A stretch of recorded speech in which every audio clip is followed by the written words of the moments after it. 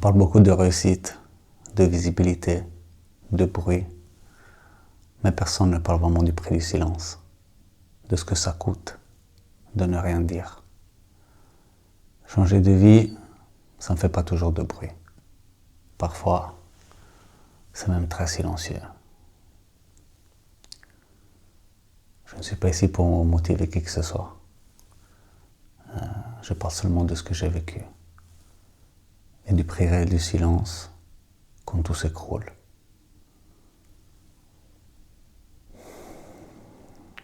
Si tu restes, ce n'est pas pour rêver. C'est pour comprendre. Installe-toi. On prend le temps.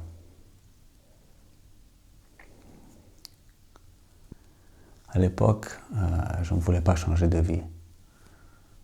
Je voulais plutôt lui donner un sens.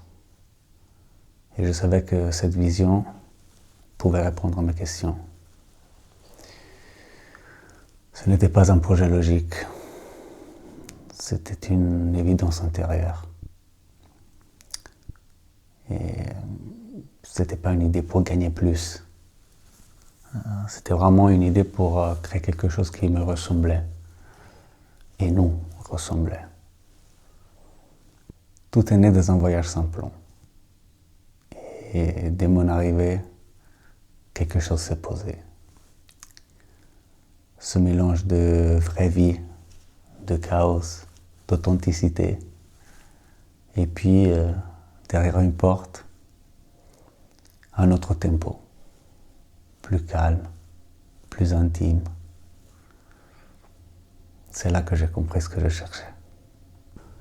Je ne voyais pas un plan, je voyais plutôt une atmosphère. Un lieu, des saveurs, des odeurs, des énergies justes. Une expérience sensorielle et authentique. Quelque chose qui ne se raconte pas, mais qui se vit. Un lieu où tout ce que j'avais construit avant pouvait enfin respirer. Et avant même de savoir comment, je savais déjà comment ça devait ressentir. Et surtout, je savais que ça devait rester pur. À ce moment-là, j'ai pris une décision très importante. Et je ne l'ai annoncée à personne. Pas par stratégie, plutôt par instinct. Je voulais protéger l'idée, je voulais la garder pure. Et surtout, je ne voulais pas en parler avant qu'elle n'existe vraiment. Je n'aime pas annoncer des choses que je ne peux pas encore tenir. Et puis je crois que quand tu expliques trop une vision, tu l'affaiblis, tu l'abîmes.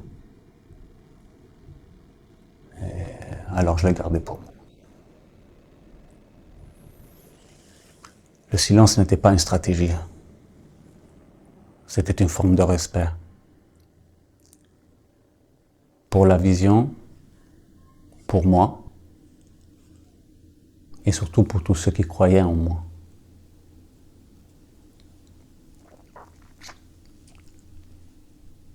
Et c'est là que j'ai compris une chose très simple.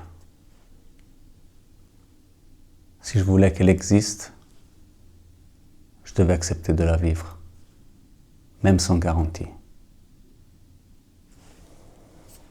Ce n'est plus une idée, mais c'est un engagement. Passer de l'imaginaire au concret. Alors j'ai quitté tout ce qui était familier pour m'installer là où rien ne l'était. J'ai changé de pays, j'ai changé de rythme. Pas parce que c'était mauvais, parce que ça ne suffisait plus. J'ai laissé une zone de confort et j'ai pris une zone de vérité. Déménager, trier, quitter. C'est un mélange d'excitation et un peu de peur. Parce que, faut dire la vérité, changer de pays, ce n'est pas romantique. C'est administratif, lourd, solitaire, des papiers, des clés, des portes. Et c'est là que tu comprends si ta vision elle est réelle ou c'est juste une belle idée. Tu te retrouves sans repère, sans contact, tu ne sais pas où bouger, à qui demander. Tu vois si tu tiens. Donc j'ai commencé à faire, à tester, à chercher, à mettre mon énergie dans le réel. Et là, j'ai découvert une chose. Une vision, ce n'est pas fragile. Mais sa naissance, oui. Les détails te mangent. Tout prend plus de temps. Tu apprends la lenteur. Et souvent, rien ne va comme prévu.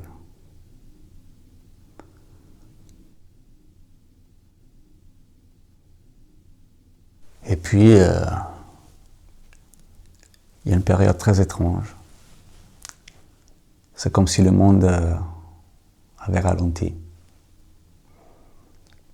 La ville était là, mais autrement. Et moi, j'ai continué. Je peignais, je travaillais. Je faisais comme si c'était provisoire. Et les semaines sont devenues des mois. Et un jour, j'ai dû rentrer. Je pensais revenir vite. Je ne suis pas revenu. Et tout ce que j'avais construit est resté là-bas. Pas seulement un lieu, mais une partie de moi.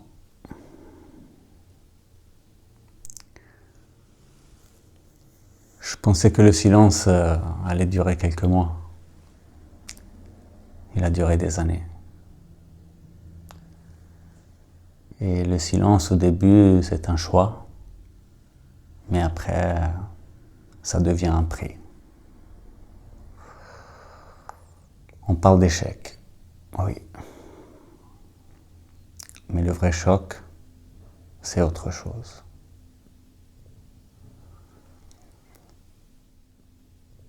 Le plus dur n'a pas été d'échouer. Le plus dur, c'était de savoir que j'avais raison. Trop tôt. Personne ne voit les nuits où tu te bats contre toi-même. Où tu continues, même quand chaque partie de toi voudrait abandonner.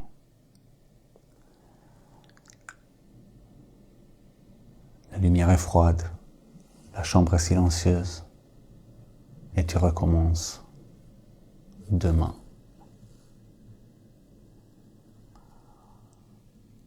C'est ça le prix de ceux qui voient les choses avant les autres.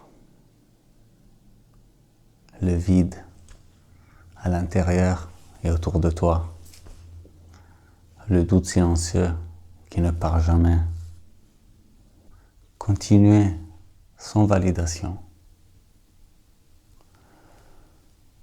Le silence, ce n'est pas l'absence de bruit.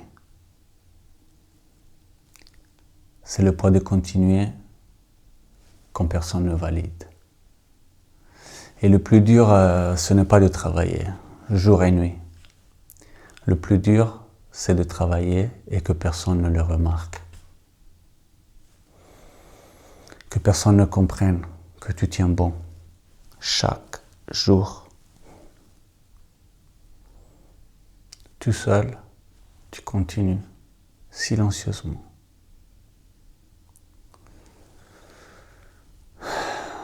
Tu es ici et ça compte plus de ce que tu crois.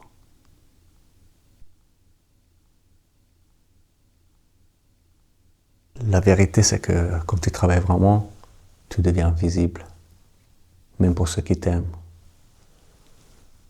Et pourtant, le chemin que tu suis est rare et précieux. Tu sais, il y a une solitude très particulière quand tu vois le monde aller dans une direction que tu avais sentie avant, sans toi. Et quand tu vois les autres faire ce que tu avais imaginé, ce n'est pas de la jalousie, c'est autre chose.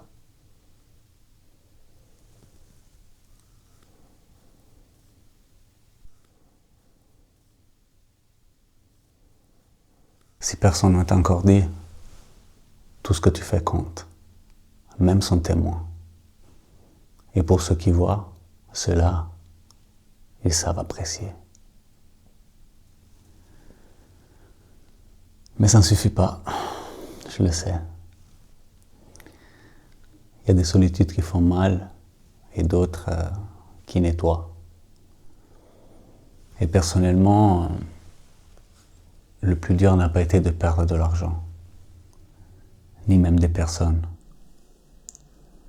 Le plus dur, c'était de me perdre moi. À un moment donné, tu ne cherches plus à réussir. Tu cherches à te retrouver. Ce n'est pas un bruit, c'est un silence. Tu comprends que tu ne peux plus tricher.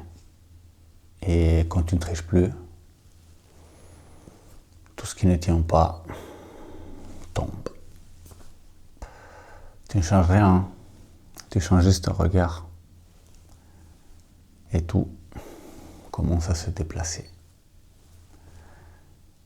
Et c'est là que la vérité te rattrape. Tu continues à marcher, mais tu ne sais plus pourquoi. Alors tu t'arrêtes et tu regardes ce qui reste. Plus rien.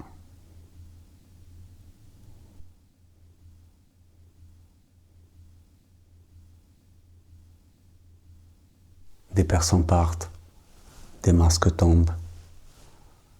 Tu reviens dans une ville où tu avais juré de ne plus jamais revenir. Une vie qui t'a construit, certes, mais qui ne te ressemble plus. Et dans ce silence, tu comprends une chose très simple. Si tu restes ici, tu meurs. Pas physiquement, mais mentalement. Parce qu'ici, tu n'es plus à ta place. Et là, tu vois tout ce qui reste quand tu ne forces plus.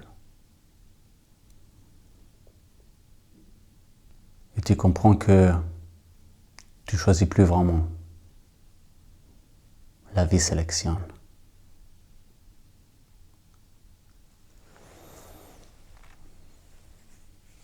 Il y a des choses qui restent, des choses qui s'envolent. Je ne dis pas que tout se règle ainsi. Je dis juste que certaines pertes sont des sélections. Des présences s'effacent, des idées disparaissent, des illusions aussi. Mais dans tout ça, tu reprends enfin à respirer. Dormir sans fuir, marcher sans téléphone, travailler sans attendre une réponse. En fait, t'arrêtes de courir derrière l'épreuve. T'arrêtes d'attendre qu'on te rassure. Et tu commences à écouter, à t'écouter. Tu redeviens sobre, aligné, présent, sans bruit. Et c'est seulement là que tu comprends tout le sens de cette épreuve. J'ai perdu beaucoup de choses, mais je me suis retrouvé. Plus lucide, moins pressé, pas plus fort, plus vrai.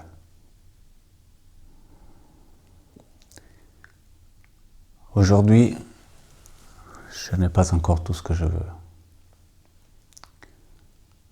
mais j'ai trouvé quelque chose de très rare. La paix avec moi-même. Et cette paix, elle enlève le bruit, elle enlève la foule, elle m'a fait aussi comprendre une chose.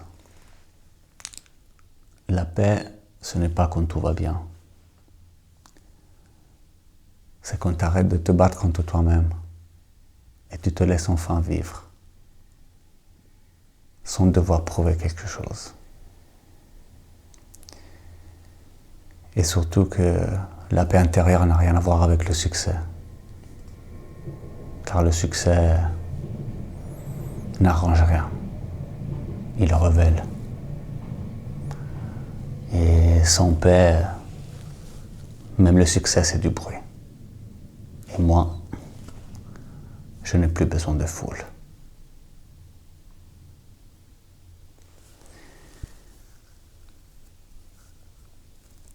Aujourd'hui, je suis seul, mais je suis lucide.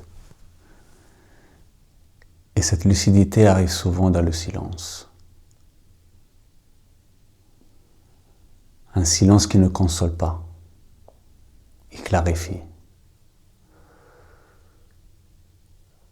Car il y a une solitude qui détruit et une autre qui éclaire. Et enfin, tu peux être seul sans être perdu.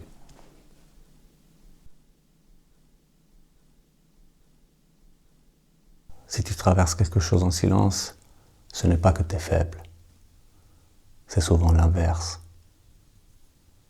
Et au final, tu ne deviens pas quelqu'un d'autre. Tu enlèves, tu simplifies et tu redeviens toi.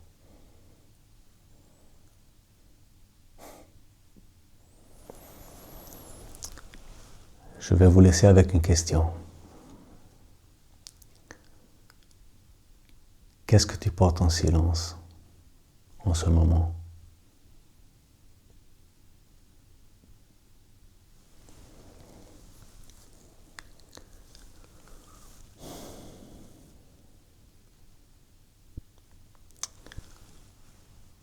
Je ne fais pas ces conversations souvent, mais quand je les fais, c'est sans bruit.